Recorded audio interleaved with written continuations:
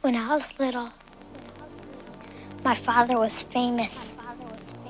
He was the greatest samurai in the empire.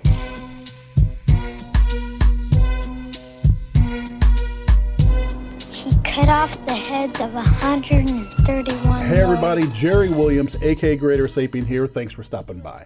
So the countdown for the final experiment has begun. In 3 or 4 days, depending on when I get this uploaded, the participants in the final experiment will be touching down in Union Glacier in Antarctica, and within 12 to 18 hours, the globe denier claim that a 24-hour sun does not exist will be destroyed.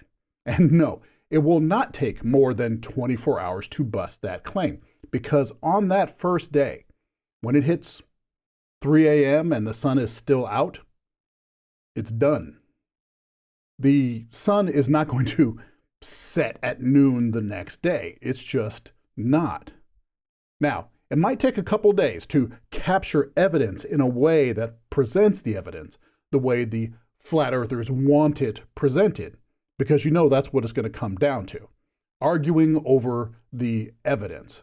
Globe deniers are going to insist that they want to see 24 hours of continuous footage of the sun above the horizon. No breaks, no edits, no nothing.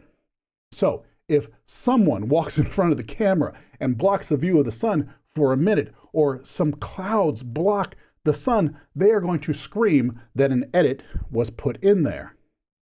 But at that point, that's all they're going to have. There will be a 24-hour sun. The only question is how well is it documented? No, well, that's not true. There's still the question of what will the globe deniers come up with to deny the facts. The king of all globe-denying grifters, Eric Dubé, has refused to go on the trip, even though I believe he was offered a free ride. In the past, he's claimed that a 24-hour sun does not exist in Antarctica, and his AE projection-based model has no explanation for it happening. And so he has gone into full denial mode. And I'm certain that will be the case with most of the deniers that are not involved with the project. Those jagoffs calling themselves Globebusters, Nathan Oakley and that crew of sad boys over there are all going to point their fingers at those involved and claim everyone is in on the fraud. But I'm wondering about those globe deniers who will actually be going on the trip and those closely associated with them. We have Jaron, who has been at the forefront of globe denial for years, and to his credit, was the first globe denier who signed on to this. When he's seen the 24-hour sun, and whether or not the 24-hour sun is sufficiently recorded, he will experience it. How will he respond? How will he change his position? And I think he will change his position to some degree. He, of all the globe deniers, has been the most prominent in actually going out and doing experiments of some kind. And because of that, the reality of the globe has been tapping him on the shoulder more than any other popular flat earther. Now, the one I'm interested in watching the most closely is Austin Whitsitt. Whitsitt has an almost cult-like following amongst the globe-denying crowd. So many of his fans drop his name when claiming some factual knowledge about the world. I have a feeling he's going to try to come up with an explanation for how a flat Earth can explain a 24-hour sun. Virtual projections, electric field convergence, personal neuroholographic isospectrative environment spaces, or some bullshit. Flat Earth is a religious position for Austin as far as I can tell, and so science will have to be bent to conform to the stated goal. But watching the song and dance should be an interesting show. On the Globe side, we have Dave McKeegan, MC Toon, and my buddy Critical Think. Now, Critical Think is pretty much floating all this himself, so if you haven't already, consider donating to his GoFundMe to help him there. There are others there, but I don't know any of them. What I'm interested in is how the Globe supporters are going to go about chronicling their experiences and their encounters with the Globe deniers. Personally, I'd like to see a lot of footage of selfies of Globers with deniers during the midnight sun.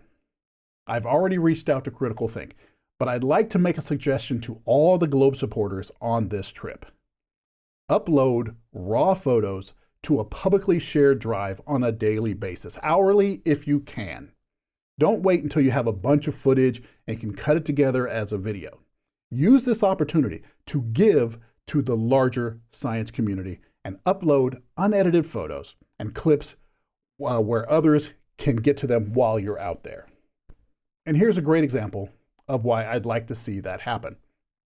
A couple days ago, I found out that a friend of mine is currently on an expedition in Antarctica with National Geographic.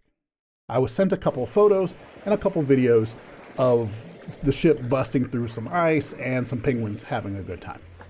Nothing I haven't seen before. But since the files were untouched copies of the original, every photo and video was geotagged. I could go into the metadata and grab the coordinates and pop that spot up on Google Maps. The files have the time embedded in them as well. So guys, while you're out there at 2 a.m. with the sun 5-10 degrees above the horizon, take pics of those Globe deniers and put the raw files up for everyone to use.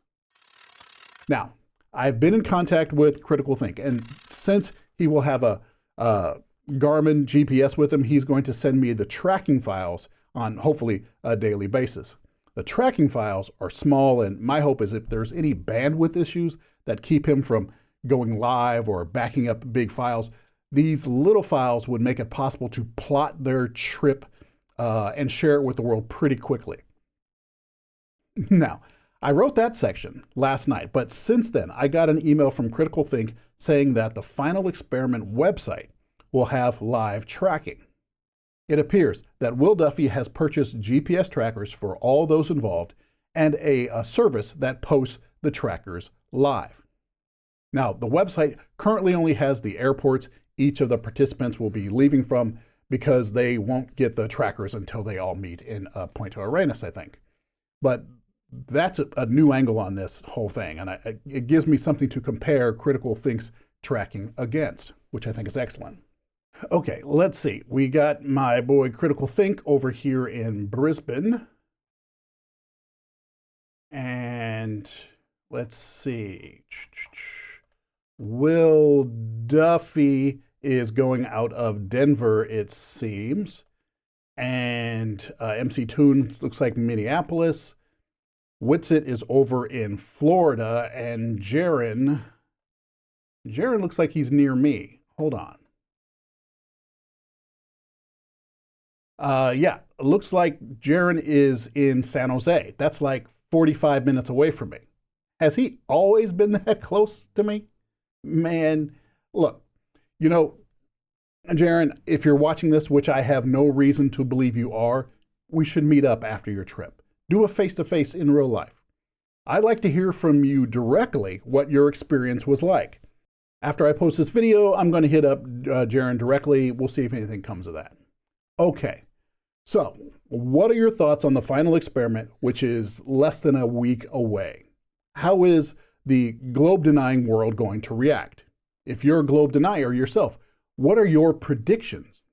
And if you really stand by your worldview, take a position and stand by it. If you dare. That's my job! That's what I do! I don't lose! I win! Is there no one on this planet to even challenge me? Maybe you came by to congratulate me on last night's victory.